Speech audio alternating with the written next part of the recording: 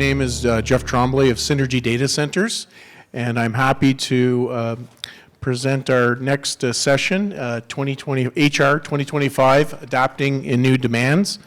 Synergy Data Centers is a sponsor of this session, and our speaker today is José Larac-Patton. Thank you. I think I'm on, yes? Okay, perfect, wonderful. Okay, well, thank you so much for being with us today. Our first slide is what I would like from all of you is to keep your hands off your phone, your attention at the front of the room, and be available to participate. So everyone in the room is going to participate whether you like it or not. So we're going to have to have a little bit more interaction since we're going to learn from each other. Okay, so the first question today. Unfortunately, I can't see it. Hold on, there we go. Do you feel that you have at least 30% of turnover in your business? Lift your hand.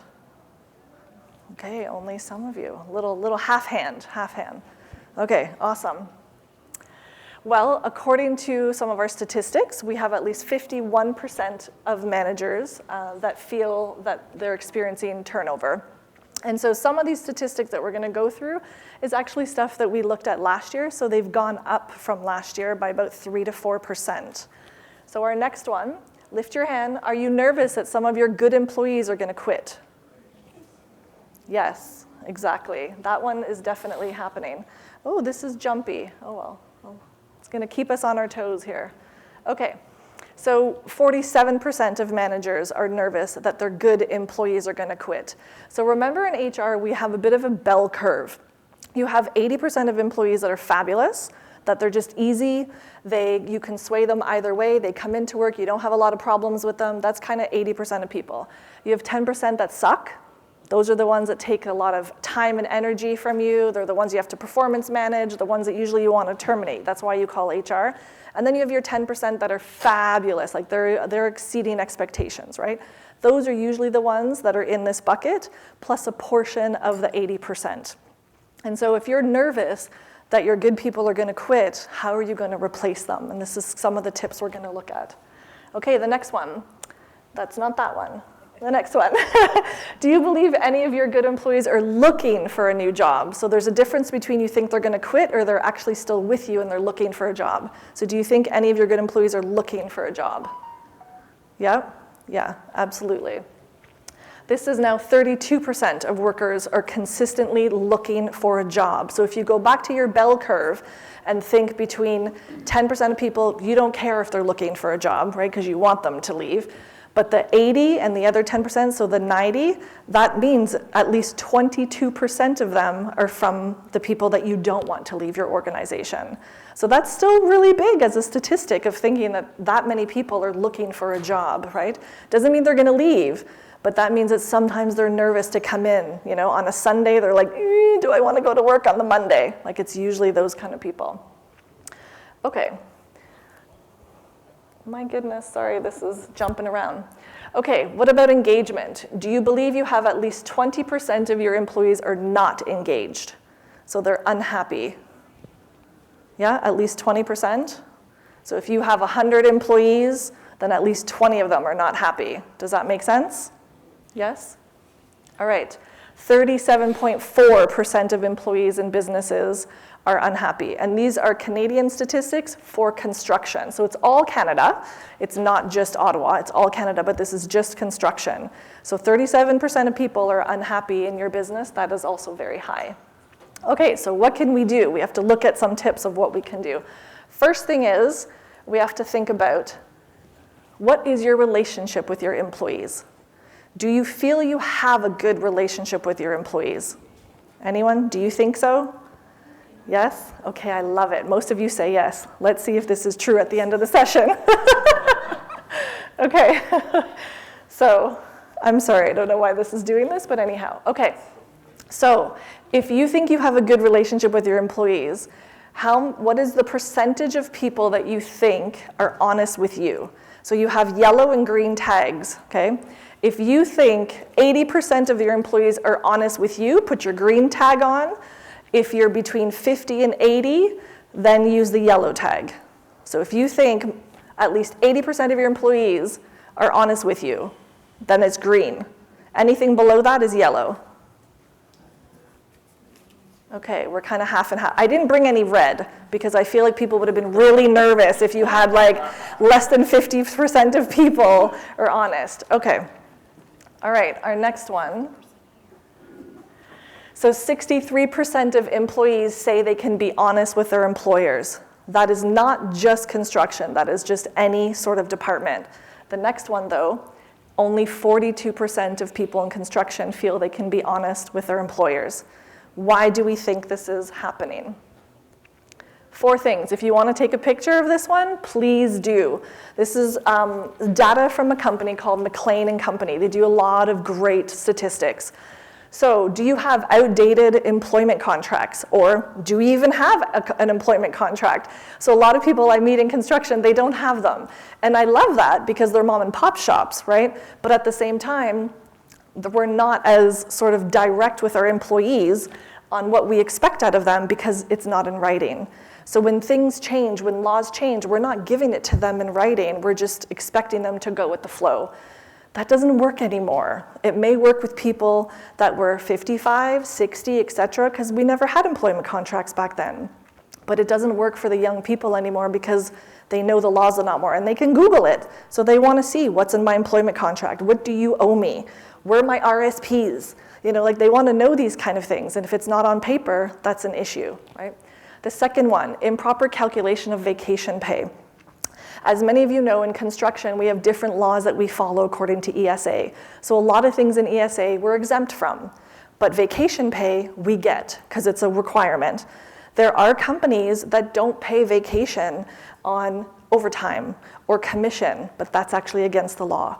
So if the owner doesn't know this or the payroll team doesn't know this, they're improperly calculating vacation pay.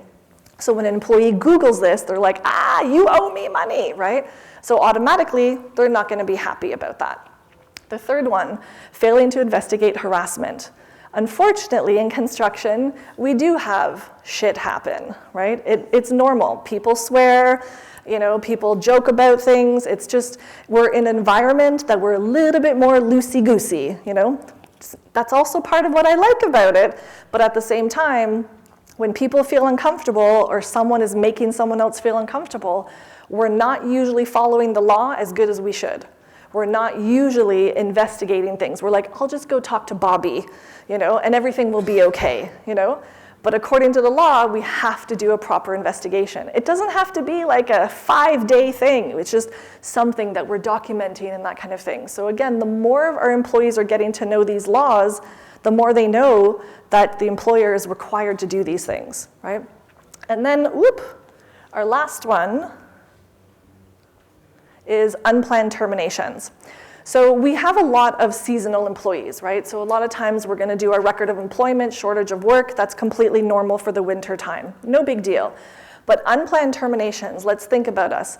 In Ottawa, if someone gets terminated, what is the chances they're gonna show up on a job site in another company? Pretty high. It happens, and then you're gonna see your friends working at another company and be like, oh, what happened? I thought you were with Bob Construction. What are you doing, you know? And then they realize, oh, well, this happened to me, and oh my God, and I can't believe this, right?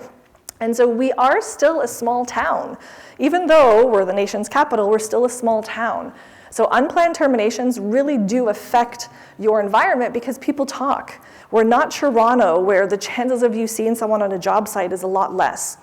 We frequently work together. A lot of the companies here, we work together.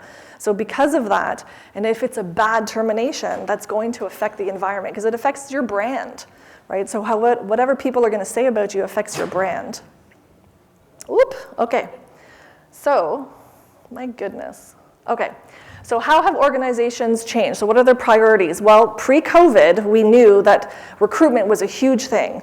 Even right after COVID, recruitment was a huge thing, but it's not the priority anymore. The top 3 priorities are developing your leaders, employee relationships, and controlling labor costs. So those are the 3 main things that are important to companies right now. Because one, we need to keep the people that we have, right? We have to actually invest in them. Our leaders, a lot of times we promote them Just because they're good at their job, it doesn't necessarily mean they're going to be a good leader, but we promote them because they're like, yeah, Bob is really good at this. Let's give him 5 people to manage. And then all of a sudden we realize we didn't help him. We didn't teach Bob how to manage people, right? So part of what we want to look at is to know, first thing, when we're looking at actually trying to develop people and move people forward, are you honest? Are you actually honest with your team? Again, if you think you are at least 80% of the time, put your green up. If you're unsure, put your yellow up.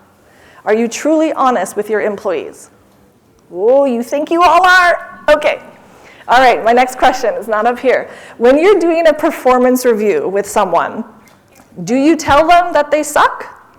Do you actually tell them? Okay. Hopefully not, yeah. And if you're telling them that they need to be developed, what are you doing to actually help them develop? You put a plan together. Does anyone else actually put a plan together? Okay, and you execute, that's only 3 of you. Do you execute that plan?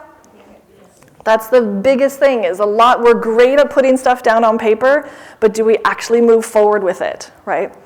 And then if you do move forward and the person is not improving, what have you done? What have you done to help that person set them up for success? I've always loved being in HR, but because I feel that my role in HR is to set people up for success. It's to help leaders, if they don't know what they're doing, to help them. So most of you in here will be some sort of leader or something. So if you're leading a team or you're helping out your leaders lead a team, your role is to set people up for success. One of the biggest things, though, is being honest. And I know in HR, there's so many people that are just not. They don't call Susie or Bob and say, listen, I'm really not happy with your work. We're going to have to sit down and figure this out. It's better to slide it under the table or to give them something. Oh, shortage of work. I don't need you anymore. That is a very common thing in construction, is yep, you're the 10% that we don't care about, so shortage of work, see you later. Then you don't have to deal with the problem. But if you're not dealing with the problem, you're not being honest, right? And it's not fair to that employee, and it's definitely not fair to you in your organization. So how are you going to be able to grow also as a leader if you're not being fair with your own employees? Okay, our next one. Do you give your employees feedback that can help them grow? So over 80% green or 50 to 80 yellow? Okay, green. So what kind of feedback are you providing your teams to help them grow and develop? Can someone give me an example? Feedback on the performance improvement plan. Okay, yeah, on a performance improvement plan. Feedback on the growth plan. On the growth plan, yeah. If they did something wrong, tell them. If you did something wrong, tell them, absolutely. What else can be? Yes, yes. Does anyone, though, do you invest in your team? Do you send them to courses, right? And then once they go to a course, do you ask them to come back and be like, tell me what you learned, right? That's the other thing. If people are going away, you're spending your company money to have them go and do something, to have them develop and grow, you need them to come back to you and be like, this is what I can apply to the business, or this is what I can do with the information that I've received, right? It's great that you're taking that first step to invest in them, but the whole point is they need to now use what they've invested into you, into your company, into your brand. So there's always a couple extra steps sometimes that we can look at, right? What is another thing that you think you could do to help people grow and develop that no one has said yet? Mentor, exactly. So let them know they're doing a good job and they are doing it. Let them know that they're doing a good job, yeah. Developmental projects, yeah. Have you asked your employee what they want? Right? That's another thing. It's a simple question to say, hey, you've been here for 2 years. What do you like doing? Do you like your job? What are the best parts of your job? What are the things you don't like about your job? Because maybe you can take that away from them and give it to someone else. Or maybe we can delegate to someone else. Maybe we have to help them, develop so they can like that portion of the job. A lot of times people don't like something because they're not good at it. But they're not good at it because they lack confidence to do that specific task, right? So as an employer, the chances of you being able to help them, you can. We're never going to be 100% on every task, but we don't also need to be. But we also don't want our employees to be cringing on a Sunday about coming to work on a Monday, because that is awful, right? We can talk about how many hours we spend at work more than we spend at home. We know 3/4 of our life we spend at work more than we spend at home. So we want our team to actually like what they're doing. Okay, third one. Do you have clear expectations about how their job is in a contract or a job description? So my first thing is, do you have job descriptions? If you do, put a green up. Woo! Okay, so there's a lot of you that do not have a job description. I'm not saying you have to. I'm just letting you know that if you're hiring someone for a specific role, how are you telling them what they expect to do? Can I ask you, so the ones that don't have job descriptions, can I ask you, what do you do? How do you explain to someone what the job is when they don't have a job description? No one wants to share, no problem. Are we nervous, or is it because we don't know what we do? Right? Let's just say that, again, if you're an electrician here, does it mean you're an exact same electrician there? If you're a laborer here, you're not necessarily the exact same laborer over there, right? So without giving specific tasks or showing things and putting things down on paper, how can that employee know what they need to develop and grow on? How can that employee know how their performance is? How are you measuring their performance if you're not actually telling them how you're measuring their performance? So to me, in my world, for example, if you are doing a performance review with someone, but you never really had a job description, that's not really fair, because you're measuring someone's performance on only your interpretation of what they're doing, because you never told them what you are expecting from them ahead of time. Does that make sense? Yeah, so it doesn't mean you have to run out and do job descriptions. You could also just put stuff down on a napkin and have a beer and have a conversation. But at the same time, as long as the person knows what they're expected to do every week or every month or every quarter, then it helps them thrive in that specific role. Because if not, they're a little bit in limbo, And then they may think they're doing a good job, and one day you're going to come to them and be like, oh, sorry, you haven't done X, Y, Z, but they didn't know that those were the expectations. And then we've got comp and benefits, so compensation and benefits. So for some companies that I work with are sort of mom and pops, as I like to say, right? So they don't necessarily have HR, which they don't need to. So we have usually a payroll team or someone in the finance department that will take care of that portion. My question for you now is, do you review the compensation and benefits for your employees at least every 2 to 3 years? If you're a yes, put your green up. If you're a no, put your yellow. Yellow. And okay, so we've got a little bit more green than yellow.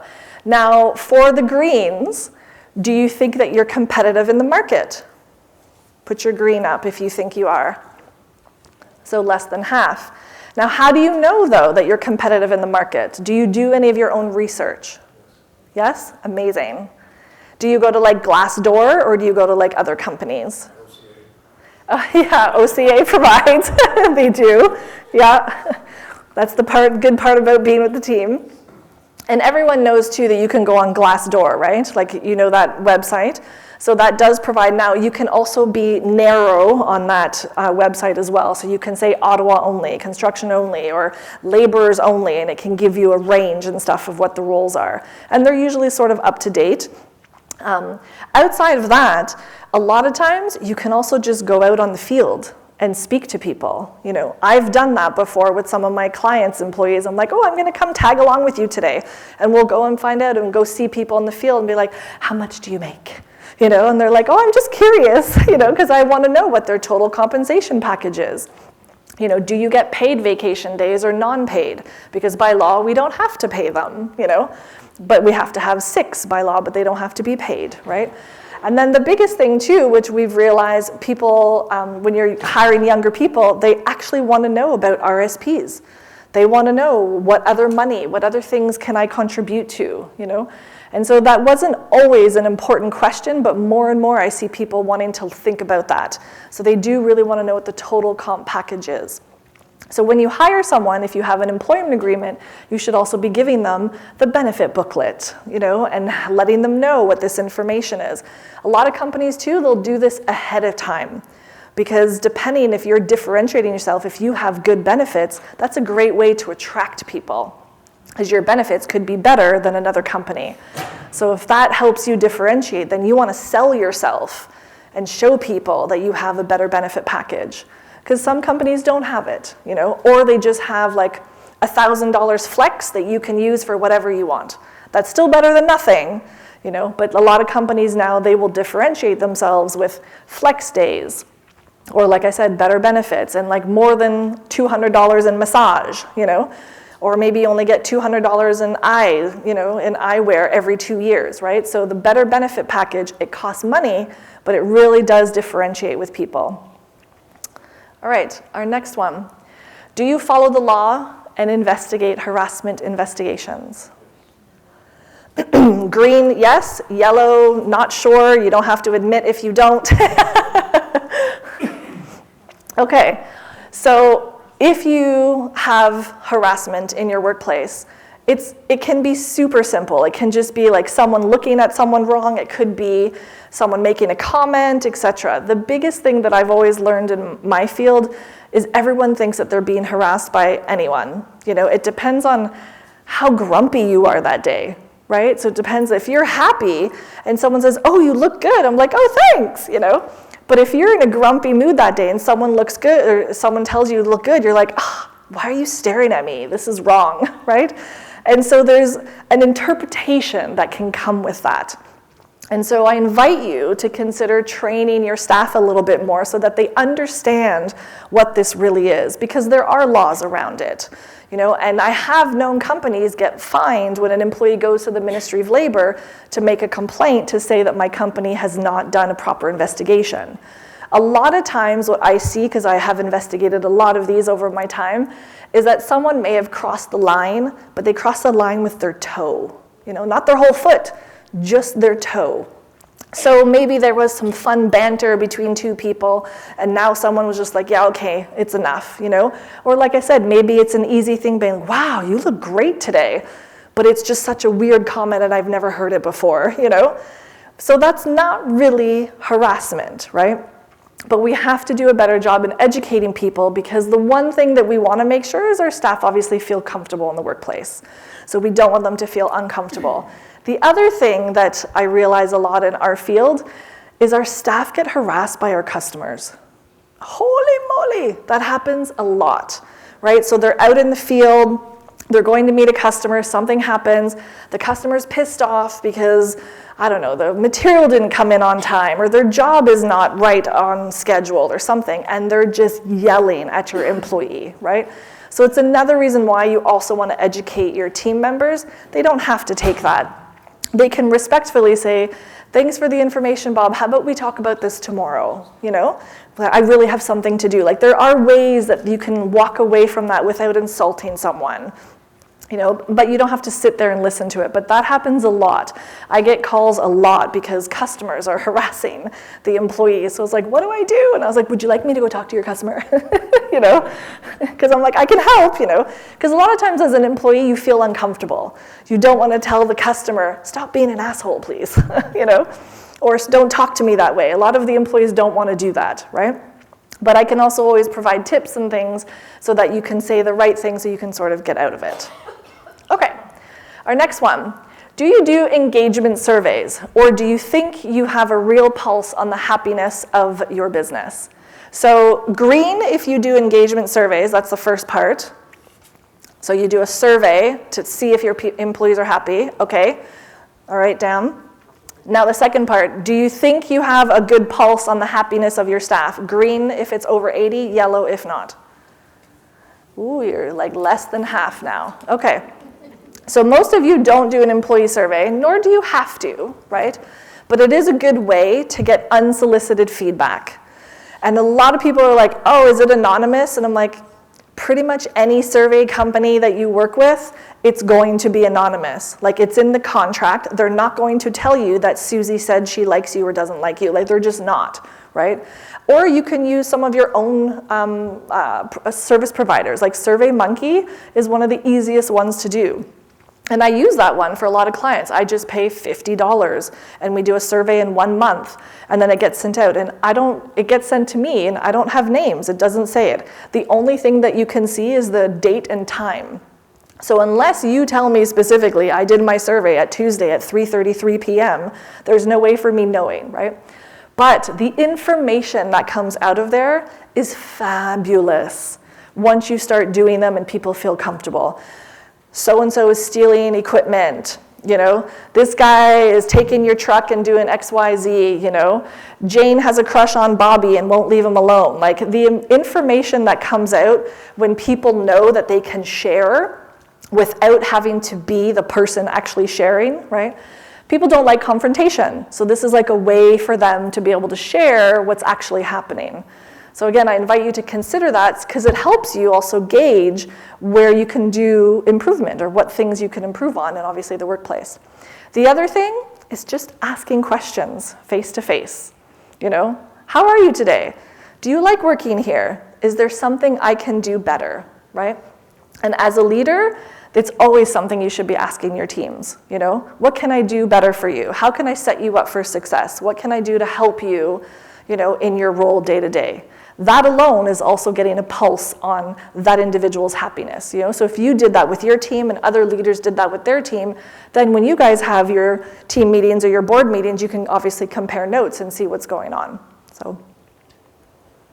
Okay, so I decided to do my own survey because I'm just that kind of person. So from January 6th to April 15th, I sent 2,331 messages to people on LinkedIn. So it is only people on LinkedIn. It's in Ottawa in construction. So most laborers were not on LinkedIn. So the types of people that, sorry, I wanted to show you a different slide. But this is how many people actually responded. So 1,732. I wanted to show you. The types of, I have it in here somewhere, the positions of people that actually were obviously a little bit higher than what we would expect. So like project coordinators, project managers, etc. So we'll look at that. But what do you think now are the top 3 things that are important? So if I had to ask you, what are the top 3 things you think are important to your teams? What do you think it is? So someone name me one of them. What do you think is important to your team? Work-life balance. Okay, work-life balance. Stability. Stability, yeah. Pay. Recognition. Pardon me? Recognition. Recognition. Respect. Any other suggestions, what you think are in the top 3? Okay, well, you're all wrong. So the number 1, people and colleagues in the environment. So that one just came smidgen ahead of the second one, but working with people. So wanting to go to work and having their colleagues, liking their colleagues, because it's your work family, you know. Even previous to when I had a business, I had a job, like everybody else, I had my work husband or my work wife at work, you know, and we used to tease. I'm like, oh, I'm going out with my work husband, you know, whatever. But like it was a fun thing. And I enjoyed going to work because I loved seeing my colleagues, right? So this was the number 1. Number 2, the actual job, so the gratification that people get out of what they do every day. This is something that I love seeing because again, when I speak to some of my clients, people love going to like see their actual clients and see like, you know, you drive through Ottawa, I built that bridge, you know, or I did that landscaping, or I did the electrical inside that building, you know, and like they like to tell their family and friends that they did this, you know, and it's great. Like there's a lot of gratification out of that. Another reason why I love Ottawa is because we do partner on a lot of things. So a lot of different companies know each other and they partner on things, and then you're going around and Christmas dinner or something, be like, oh my God, did you see the final product? And you know, have you been to this building? Did you see it? And like people are proud of what they do. So to me, this one was not a surprise because I hear this all the time, right? The last one was pay, health, dental benefits, etc. So yeah. But that came in 3rd. So I was surprised because a lot of people always think it's about money, right? And it's not. The environment is more important. The people is more important than money. Now, obviously, we all want more money. But a lot of times people are not necessarily going to jump ship just for 10 grand. Because after you get taxed, it's not really 10 grand, it's only maybe 5.5, you know? But, you know, if they don't like the people, and you as leaders or owners or managers have not fostered a good environment in that business, and people aren't getting along, then you know you've got a toxic environment. And then you know people are not going to be happy. That's when they start looking.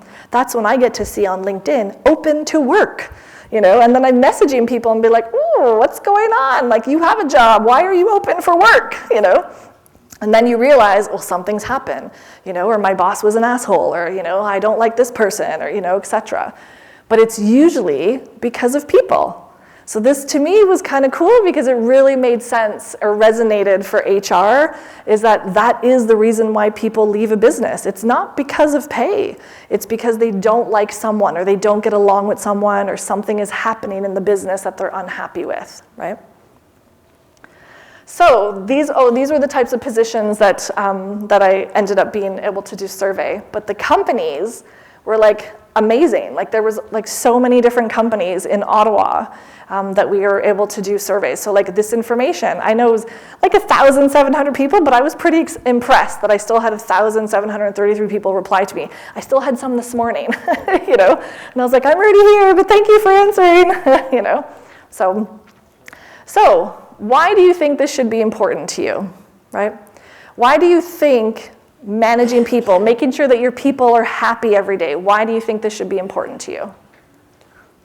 Any suggestions? Pardon me? Productivity. Absolutely, productivity. I'm just looking at my time clock. Okay, productivity. What else? Less turnover. Pardon me? Less turnover. Oh gosh, yeah, turnover. Does anyone have any idea how much one person on average costs you for turnover? 10,000? You're close.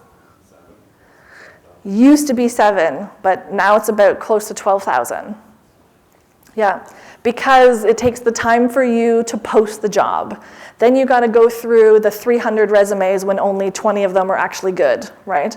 Because there's always 100 of them that can't even work in Canada, or they're not even here, so that happens too. So then you have to filter through everything. And then out of the 20, you're going to message them, try to book an actual interview. Only 5 will show up because the other ones are going to ghost you. And then out of the 5, you're like, I got to like pick one of them, right? But that's your time. Then you got to bring them on board. You got to train them. You got to have that, like all of this costs money. So it's paying you your time and then obviously that person. So it's a lot. So, okay. Why else do we think it's important though to ensure that your employees are happy day to day? Pardon me? Goodwill. Absolutely, goodwill. My stress level. Yeah, your stress level for sure. My sleep. Yeah, yeah. They're representing your company. Yes, exactly, right? You have to remember that every single person that works for you is supposed to be a brand ambassador. If they're not, they shouldn't be with you, right? They should be a walking, poster for you to be like, I love working here, or this is why you should work here, etc. If that person is not, then they shouldn't really be on your team. That's the 10%. That's when you call me so we can get rid of them, Because if they're not, what's the point? All they're going to do is bitch about you, right? Does that help your company? Absolutely not, right? Okay, why else is it important for your people to be happy? It absolutely, yeah, so it follows along a bit of productivity. When your team is happy, your employees are happy, they're gonna wanna come in and do their job. It's obviously they're gonna do a good job, right? Okay, think about now the 10% of employees that you don't like or that are a problem. Do you think they're also good performers? Usually no, right? But were they a good performer at some point in time? A lot of times, exactly. A lot of times they were. Something shifted. Something happened with that person and now they're disgruntled, right? So you may have loved them, you may have had them for a long time, you're like, oh my God, Bob is the best, etc. And now like 5 years later, Bob is like, I need to fire Bob, right? But they were the person, you thought that maybe they were gonna replace the VP someday, right? because they were working so well, but something shifted in them. Sometimes it's personal. That could also sometimes happen. So sometimes it has nothing to do with the workplace. But a good 8 out of 10, it has to do with the workplace. So there's something going on between the boss, or there's something going on between colleagues, or maybe there's something that's happened out in the field that you're not aware of, right? But it's usually something in the environment. Okay, now my next questions about this is, have you ever worked in a toxic environment? If you have, put green up. If you haven't, put yellow up. Oh, I'm so jealous if you've never worked in a toxic environment. Good for you. Okay, so for those of you that have worked in a toxic environment, what has happened? What happened to you? Like when you had to go to work and it was toxic, what was happening to you? You go your separate ways, absolutely. Yeah. There's usually colleagues. Colleagues, yeah. Did something happen? Is it because of your boss? Is it because you just didn't like the job? Was it, did they not pay you well enough? Who knows? Could be all the above. Now, when you went home, what did you do? Did you grab a beer or a bottle of wine? Yes. Exactly. Right? Because that's our outlet for a lot of people. Or some will be like, I'm going to the gym and I'm going to go really hard, So, but we have to find an outlet. But how unhappy are we when we're in a toxic environment? Like extremely. And then you bring that home, and then you yap at your dog, or you yap at your husband or your wife, and you're just like, whatever it is. But the chances of you now waking up tomorrow, the next day, and being happy are pretty slim, because you went to bed unhappy, because you were grumpy, because you don't like the workplace, etc. Now this affects your family environment. It affects your kids, right? And I've unfortunately terminated a lot of people, being 25 years in HR. But normally what I say is, it's not me, it's you. It's kind of like a relationship, right? You obviously did something to get to this point. You're unhappy, or you're not performing, or you stole, or whatever it is. But chances are it has nothing to do with the employer. It's the employee now, who didn't sort of shape up or didn't adjust their behavior or something, right? And so when people are unhappy, they start performing poorly. That's usually hand in hand. The number one thing that happens, if you go and speak to one of your employees to tell them that they're not performing properly, what do? Bring in a doctor's note. That's so normal. That happens all the time, right? Oh, I'm sick now, because I got in trouble from my boss, so all of a sudden I'm sick, right? And then it just becomes downhill. So another reason why this is important, because we can't afford to have all of our team sick all the time. We can't. That's just money. That's our third thing, labor cost, right? When our employees are unhappy, it costs us money, and at the end of the day, we are a business, so we have to make some sort of money, right? Okay. So if you want to adapt to new demands, you have to be competitive in the market. What do you think you can do now? Knowing that the top 3 things that are important to people are their colleagues, the second one is the actual environment, and the third is pay. What do you think you can do differently? If you wanted to do one thing in your business to make it a better environment for your colleagues, what do you think you could do? How do you grow them, you know what I mean? Yep. Help them develop. Yeah, develop. Exactly. Yeah, so you can have a conversation. Where do you see yourself in 2 to 3 years? Can I help you grow and develop in this business? What would you like to do? Just basic conversations. Doesn't have to be really strenuous. It can be easy. What else can you do to ensure that your team stays happy? Yep. Team building. Absolutely, team building. Do many of you guys do team building? Yeah, in construction, we're usually pretty good at the summer barbecues and all those kind of things, right? And you don't realize that stuff's important. So you have to continue doing these fun things. Same with the Christmas parties, or those these are fun. And again, it's not like you have to spend a lot of money, but doing some basic things like this are important, because then you can also sit back and observe how people are getting along and what's happening, right? What else do you think you can do? Would that go with engagement? It does. It absolutely goes with engagement, yeah. What happens if you know that 2 people don't get along? Do you do something about it, or you just say, it'll go away? You don't put them together. Pardon me? You don't put them together. You don't put them together. Good point, yes. But that doesn't necessarily fix the problem, right? Yeah? Offer mediation, exactly. That is the one thing I find in construction, we need some help. So when we know two people don't get along in the workplace, we don't usually try to fix it. We just say, okay, Bob, you go work on this job site, and, whatever, Tyler, you go work on that website. You're not gonna work together anymore. You're gonna work on two different job sites. That's gonna fix it. But does that really fix the problem? Not at all, because the problem's always gonna be there, right? So that's one of the things about being honest with yourself. All of you said that you're honest, you all put your greens up, but if you don't actually address things and you let things fester, or you just say it's gonna address things on their own, then you're not truly being honest with yourself, right? Not trying to throw you under the bus, just saying that these are a few additional examples, right? So, and what can you do about job satisfaction? How can you help your team members have better job satisfaction? More selective with your customers. Oh, that's a great one. More selective with your customers. Yep. Invest in technology. Yes, some people are still paper and pen. That's okay, but yeah, that's a good one. What else can we do? Job satisfaction, to make sure that... Exactly. It's just, again, another basic one, right? Just ask them, how do you like your job? You've been here for 2 years.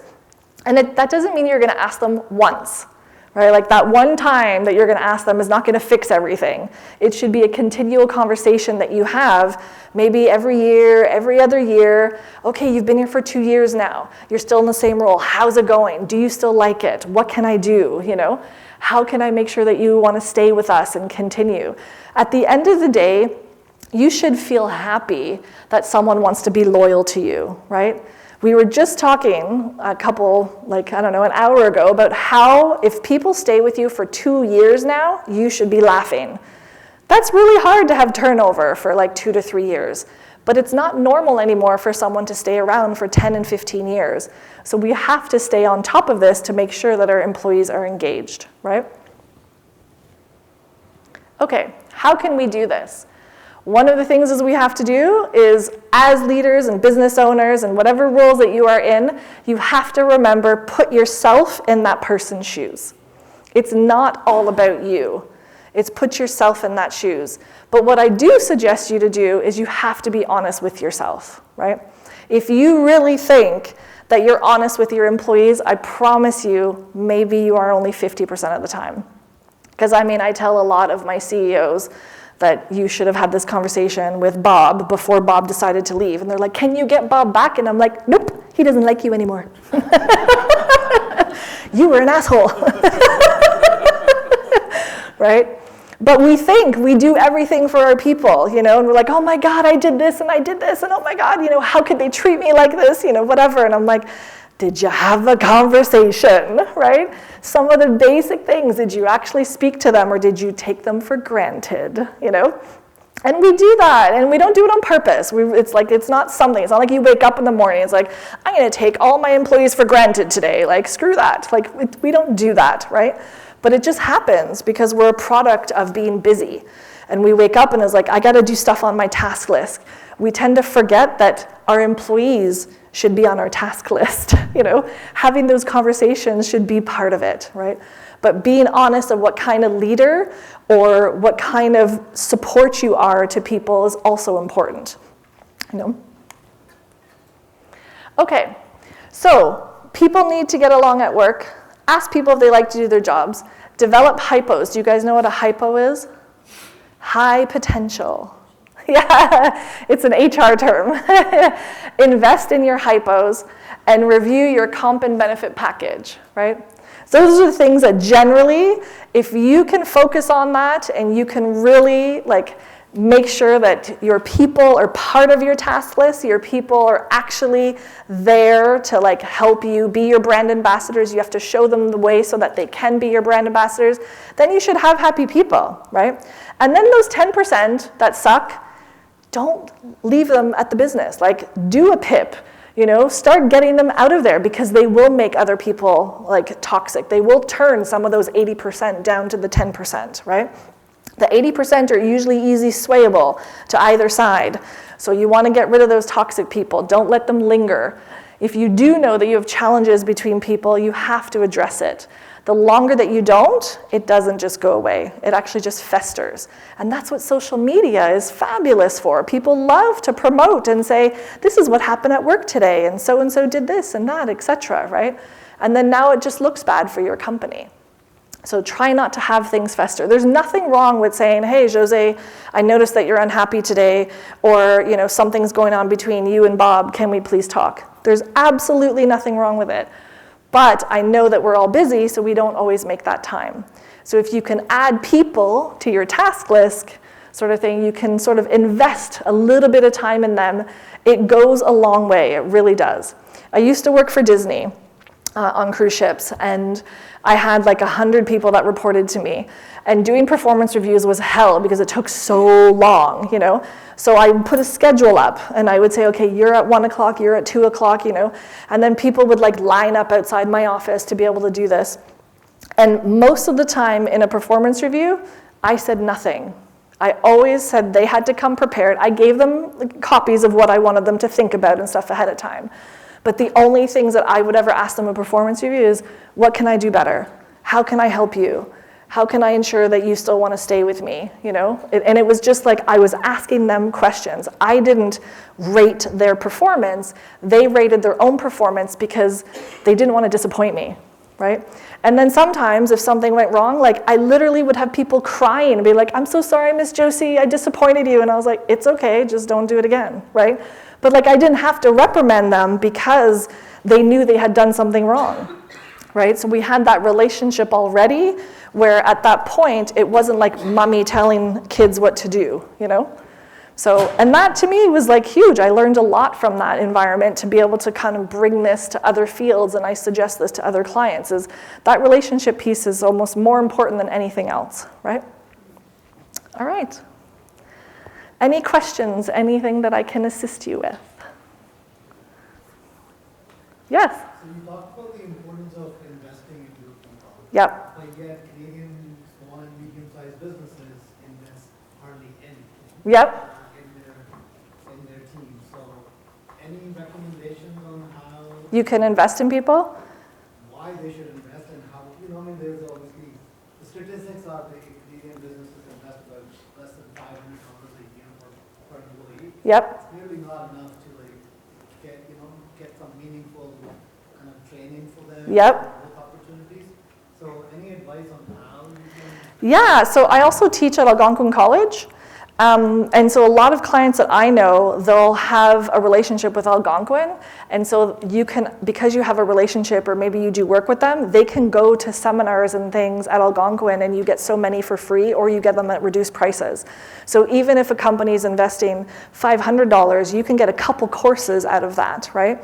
The idea again is once someone does take a course, you want to go to them and be like, okay, how are you going to apply this at work?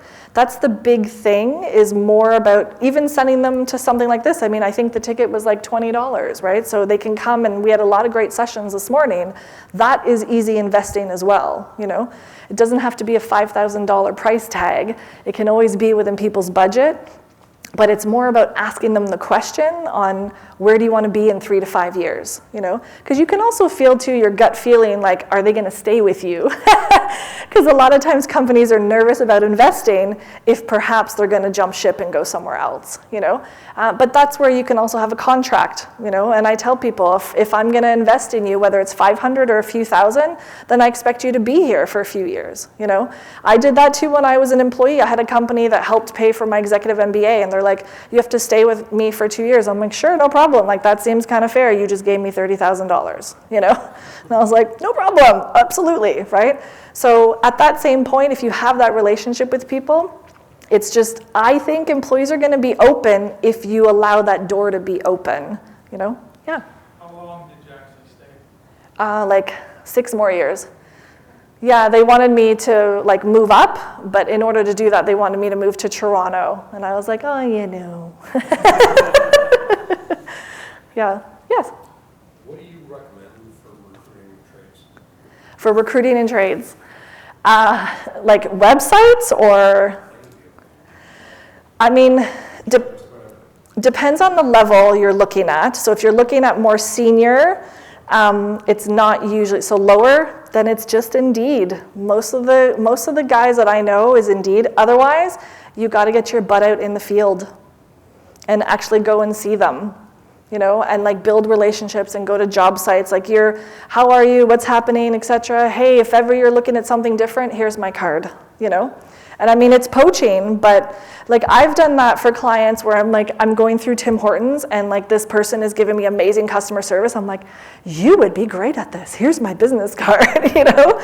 But it's more about a lot of times personality. Someone can give you a resume, but I always think like, are they gonna fit in your environment? You know, you need basic skills to do a specific job or something, or if you need like an electrician, you need obviously your apprenticeship, you need a degree, you need like that kind of thing. But at the same time, you can find people by word of mouth, especially in Ottawa. LinkedIn is sort of hit and miss, but that's a lot more for executive roles. Yeah, exactly. But it's really Indeed, because there's other sites, but they're just not as busy. The one thing I also love though, OCA has started doing that, right? So we started, I think I also spoke for them for a while, but they have a whole recruitment thing now and they have it posted. If you're looking for a job, send us your resume, and then they put it up there so that they can try to meet you with people. So we're all obviously part of OCA. So it's still up and coming. It's not like extremely developed, but they're starting that whole recruitment piece and stuff too, which is really cool because everyone who's part of the team is going to be looking for people at some point in time, you know? So that's a good venue to look at as well. Yeah, yeah. On the sort of corporate office side, Yep. can you comment on the work from home trends? Oh man, that's fabulous. Now for construction, it's a sour subject because half of the people that work in construction can't ever work from home, more than half of them, right? So when they see their counterparts working from home, it's like, why do you get to do this, etc. Most of the people that I'm aware of in construction, we never really did working from home. It's just not in our environment. The one thing I would suggest that I know some companies that still have is to get some sort of productivity tool so that you can actually see that if someone is working from home, how often they're online, what are they doing, etc. Now the difference though is you can pretend and leave your mouse on and go take your dog for a walk and then it's all bullshit, right? But people have gotten used to working from home, but you really have to measure the productivity because at the end of the day, you have to manage your labor costs, you know? It really, and then it's flexibility. When I'm trying to recruit for clients because I don't just do recruiting, I usually do the termination piece. But if I am gonna do some recruiting for clients, I'm always looking at like, what do you want? Do you want to work from home, etc. And then maybe customers will let them do it 1 or 2 days a week only, because FaceTime is so much more important. And I know like we got used to it, but how do you build a relationship online? You just don't. It was fun during COVID to pretend that I was in a bathtub and, you know, whatever, and take a call from there, you know, like those kind of things, but you really build relationships face to face. So I always suggest to offer it because people want it. They want flexibility more than anything, but you can still have those parameters on what that flexibility is, hence the 1 or 2 days only. You know, or maybe do it like once or twice, like every 2 weeks, so that there is, because when your child is sick or something and you can still work from home while they're watching TV, that's the flexibility that people are more interested in. It doesn't necessarily have to be every single week, right? Yeah, it's great. Anything else I can help you with? Yes? In the scale of all the different items you were talking about on a personal level of how to make your employee happy and collaborative and all that, where do you see the actual providing the necessary tools to do the job well as an important item? I mean, I guess it depends on what we're talking about with related to tools, right? So necessary tools for some people could just mean that you give me a phone that works, and a computer that works. Other people are going to say, well, the necessary tools is I need to go take a course, or I need to be able to develop. So I think it's going to be dependent on the person that you're looking to hire. Because my tools may be different to what your tools are to be successful, right? In general, I mean, if somebody is an office worker, should he have the proper, let's say, software to do this? Yeah, I mean, we had someone back here was like, software, absolutely. I mean, it's kind of weird when people are still pen and paper.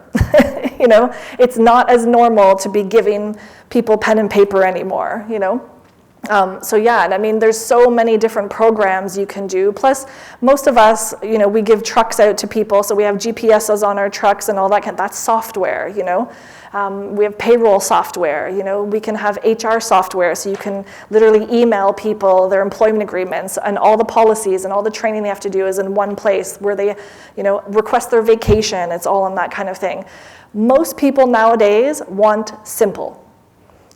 Anything you can do to cut down my time so I don't have to fill out this paper. I have to wait to hear from you. Did you get my email? Did you get my paper? No, it disappeared. Did you get my sticky note? Most people really want something simple. So I absolutely would invite to look at all things that you have in your business to think, is this the simplest way that I can provide this for my employees? No one wants to waste time, because that's the other thing, you get disgruntled if it takes 20 minutes to ask my boss for one thing, or I sent in my vacation approval 2 weeks ago and you haven't approved it yet. Oh, I didn't see it. It's on a sticky note, I lost it, So, and then it's a disrespect thing and that kind of thing. But simplicity is definitely on the top of everyone's list that I talk to, is just how to make my life more simple. So yeah, great questions. Any other questions? Well, thank you so much for being guinea pigs and participating. So you all had all of your little pieces of paper. There are 2 yellow pieces of paper that should have an X on it. So you may want to see if you you have an X? Woo! Winner, winner, chicken dinner. Okay. When I turned 40, I had a bet with my dad. So my dad also teaches at Algonquin, and he was extremely excited. He was going to get published. He was actually going to be publishing a chapter in a textbook at Algonquin. And I was like, you're going to publish a chapter? And I was like, I'm going to publish a book. So I just motored that whole summer and then decided to write an HR book so that I could outdo my dad. So, so here's one of my books. Does anyone else have the other one? I think it's somewhere over here. You may want to go look at some of the other pieces of paper. So yeah, so thank you so much again for attending. I really appreciate it. No, that's great. Thanks, Julia, for a great, well-presented presentation. On behalf of the Ottawa Construction Association and our gift presentation sponsor, C&M Electric, we'd like to give you this small token of appreciation. Thank you. Thank you so much.